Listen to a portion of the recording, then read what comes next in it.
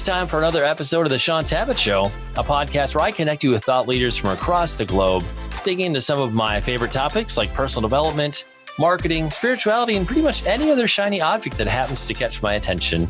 Today, my very special guest is John Lennox, and we're going to be talking about his brand new book, 2084, Artificial Intelligence and the Future of Humanity. John, it is truly an honor, sir. Welcome to the show. Thank you very much. Delighted to meet you.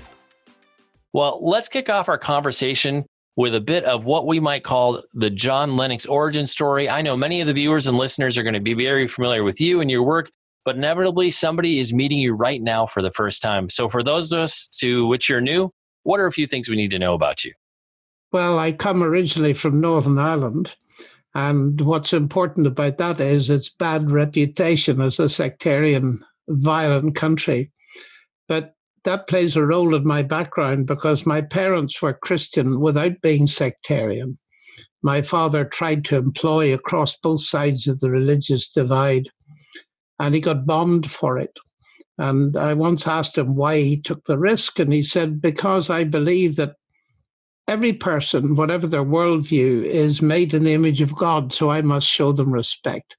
That left a deep impact on me because all of my life I've been meeting and talking to and debating people that don't share my worldview. The second thing is my parents allowed me space to think, even though they were convinced Christians, and they encouraged me not only to read widely within Christian literature, but also read other literature. And so I've had a career in mathematics. I'm currently an emeritus professor at the University of Oxford in mathematics. But for many years, I've been interested in where mathematics fits in science, where science fits in the big picture.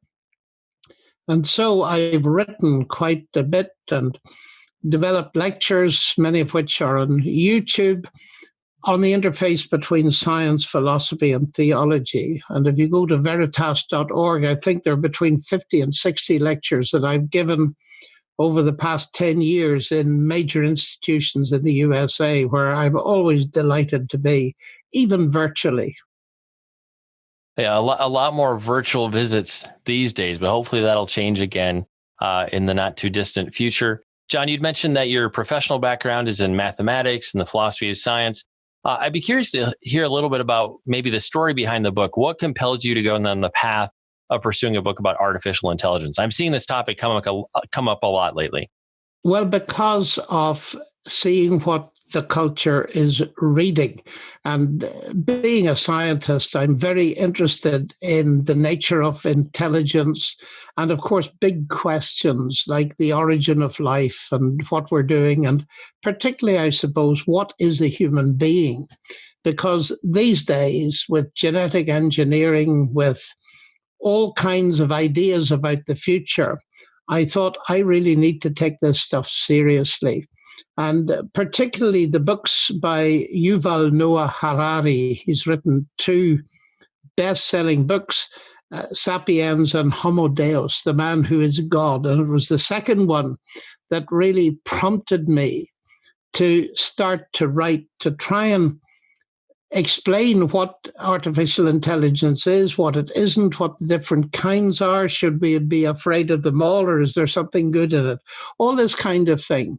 So my readership I had in mind were Christians who need this kind of stuff to be explained to them, to encourage young people with a scientific bent of mind to get involved in exciting new developments, and also to point out that artificial general intelligence, which we'll explain in a moment, I suppose, raises huge philosophical, ethical, and theological issues that we need to think about.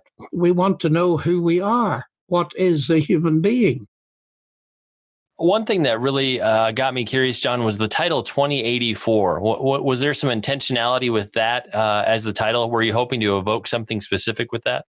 Oh, well, the title was suggested to me by an atheist, brilliant professor of chemistry at Oxford with whom I've debated a number of times, Professor Peter Atkins. And if your viewers want to see a very entertaining, hard-hitting debate, just Google my name, Peter Atkins, and the University of Southampton medical school. And you'll see, and we were on our way down to this debate, and I asked him what he was writing, and then he said, what are you doing? And I said, I'm thinking about artificial intelligence. And a few minutes later, he said, I've got a title for your book. I said, what is it, Peter? He said, 2084. And of course, it takes off from 1984.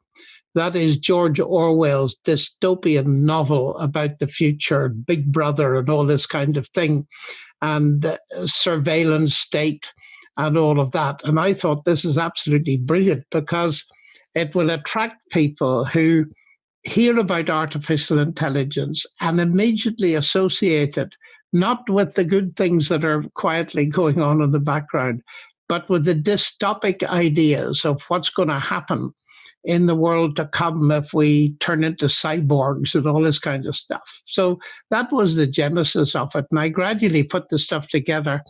And as often happens with me, it grew into a book.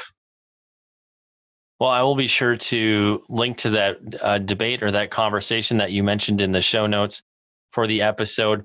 Next, I'd love to have you weigh in on what is the scope of what fits under the umbrella of AI? When we use that term artificial intelligence, or maybe how you use the term artificial intelligence in the book, what fits in that column or that bucket, if you will? Well, the basic idea is this. It comes about because of the power of computers, that we're aware they're able to do things that humans are normally needed to do, but do them much faster. So that's the basic idea. And let's distinguish. There are two main aspects to artificial intelligence. There's first of all, narrow AI. And that is the stuff that we're very familiar with, in the sense that each of us, if we have a smartphone, are involved, whether we like it or not, in AI. Now, think two things. One, computer power and big data. Now, when we buy things online using our smartphone, we are giving information away. And that goes into a vast data bank that is used, amongst other things, to inform us. And we get little pop-ups saying people who read the book you bought last week also read this, or people who bought that particular type of brush bought this other thing. Now, that's recycling through a huge system, but this information is valuable. And what many people do not realize is it is being sold on without our permission. So we've got something we find useful, we all use it, but it is feeding into a huge commercial system. That's number one. Secondly, the smartphones are personal trackers. They know where we are. They know the people we meet with. And so they can be incorporated into a surveillance system with massive database. Now, this is where it begins to get a bit scary and raises huge ethical questions about privacy. But before we go there, think of the good things. In MIT, you have a wonderful professor, Rosalind Picard, who's a Christian, actually, and she's doing research using AI on autistic children. She's got cameras watching their movements of their faces, and a huge database of these things is enabling her to predict when they're likely to have various types of seizure so that she can prevent that. So that's a big plus. Now, think of radiology. Suppose you take 1 million x-rays of lungs and you get the world's top experts, radiologists, to label those x-rays with all the diseases. Then I get pain in my chest and an x-ray is taken of me. That's fed into the system. My x-rays compared with all those others, and a diagnosis comes out. And it is, these days, increasingly, it will be better than I'll get at my local hospital. So those are very positive uses of big data. But artificial intelligence, narrow AI, is like a knife. You can use it to cut your bread and butter, or you can use it to stab somebody. And therefore, we have to consider both sides of it. I don't know whether you want me to talk about the other kind of artificial intelligence yet. Please do. Yeah, go for Yes. it. Well, artificial general intelligence differs from narrow AI in the sense that narrow AI, generally speaking, does one thing and one thing only very well, very efficiently, that normally takes human intelligence to do. And someone as well said, he's an elderly person now, but he was in the foundations of the subject, and he said this: the artificial in artificial intelligence is real. In other words, it's artificial in the sense it's mechanical, there's no consciousness and so on, but it's doing one job efficiently that humans are normally needed for. Now, artificial general intelligence, AGI, is a very different thing. That is to do with the future of humanity, enhancing humans. And the word transhuman comes in here. Transhumanism is the drive to improve humanity by bioengineering, by genetic engineering, by various types of enhancement, using drugs, using engineering, using replacements of parts of your body with silicon and so on. And it splits into various parts. One of them is the attempt to make artificial life. We are carbon-based life. And of course, that perishes. And so one of the ideas is one day we'll design silicon-based life, and you'll be able to upload your brain and its contents, if there are any, onto silicon-based life, and so you will achieve some kind of immortality. Now, behind all of this, there is the very ancient primeval drive for immortality, and we can talk about that in a minute. But AGI is the sci-fi type stuff. We're nowhere near it. Although there's a very famous guru in this area called Ray Kurzweil, and he's always saying we get there in 30 years, but it's always 30 years from now.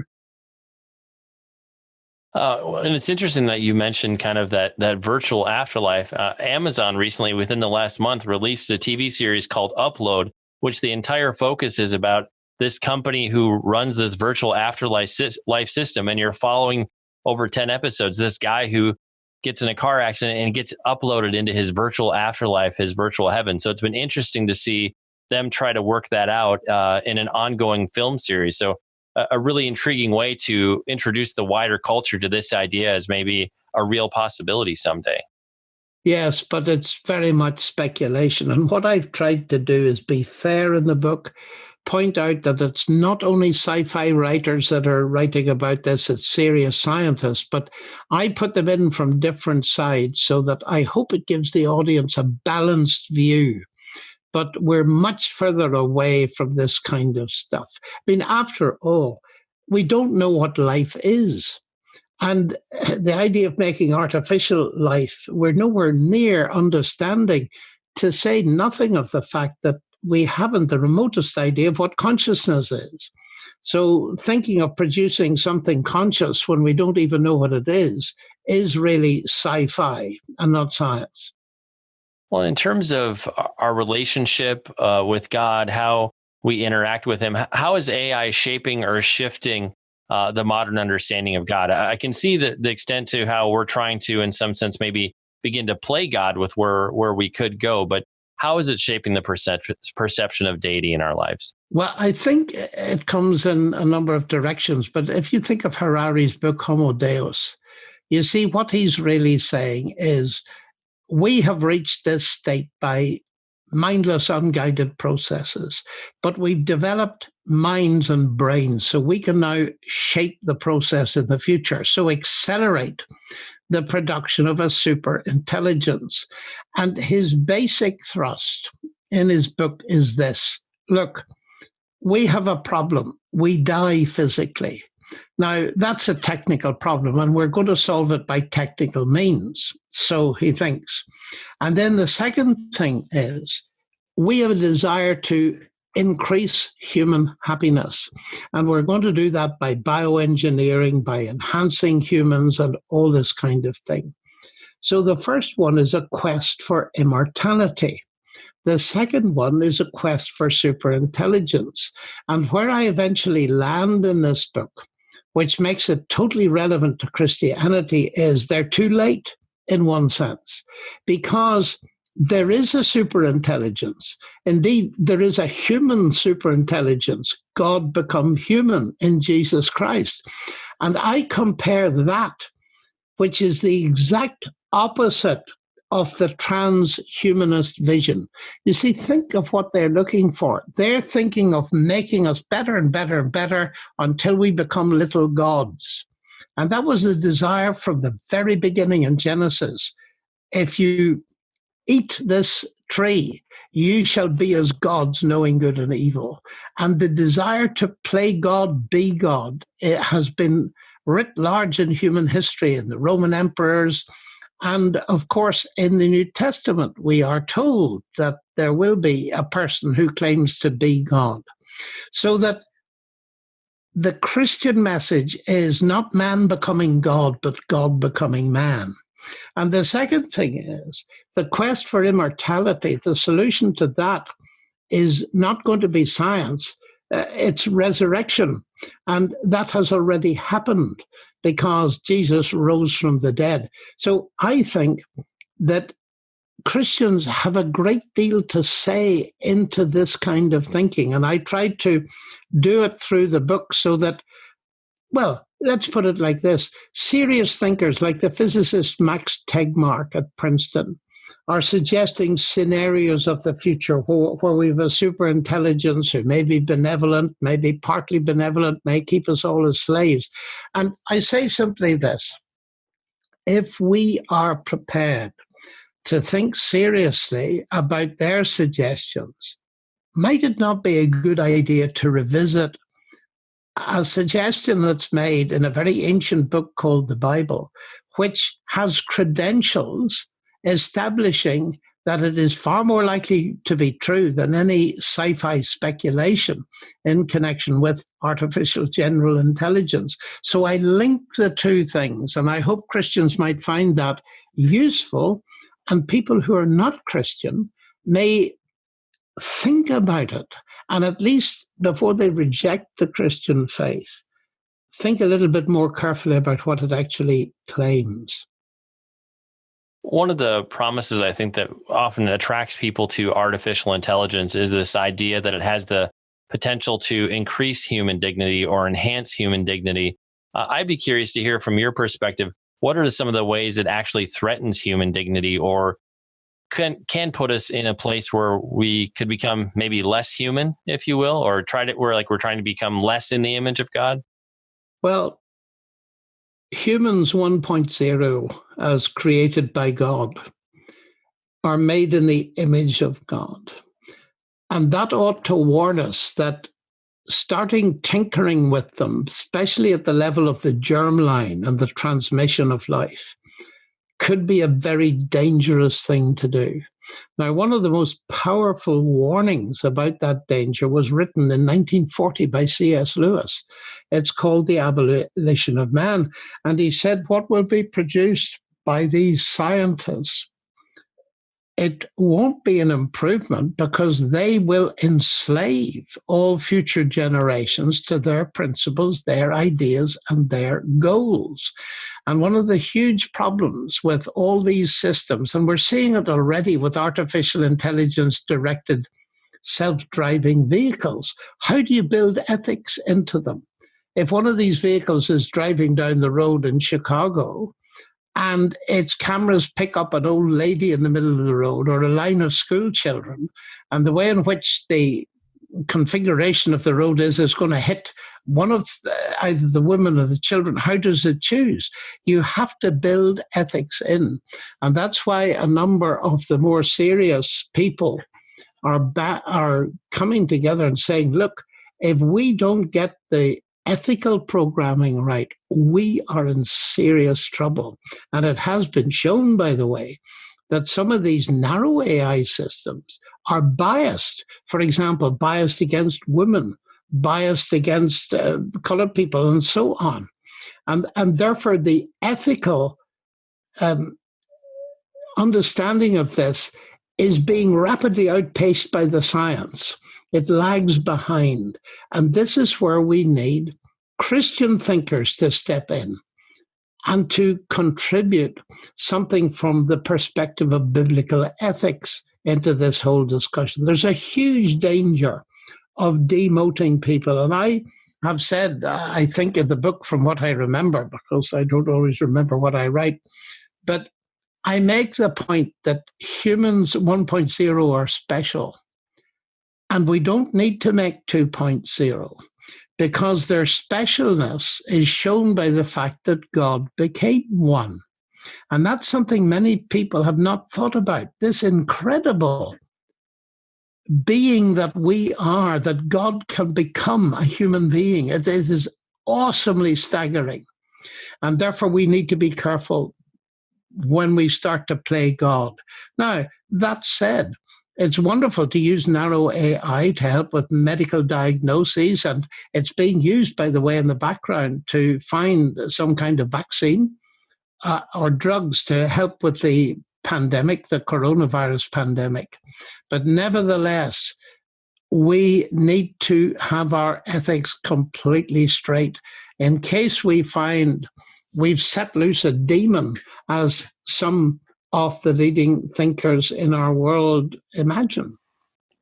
John, when you think of the reader's overall journey through 2084, when they get to that last page, how do you hope you've encouraged them or empowered them as Christians to be part of the dialogue, part of the discussion about AI?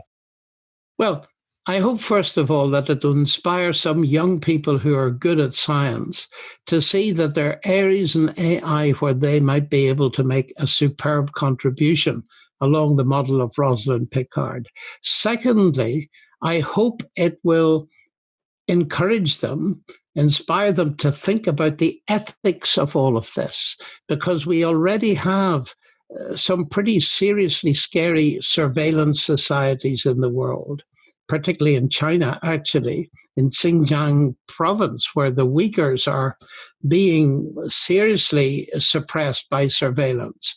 And therefore, we want to watch that, because all this technology is in the West anyway. And what are we doing? Sleepwalking into it.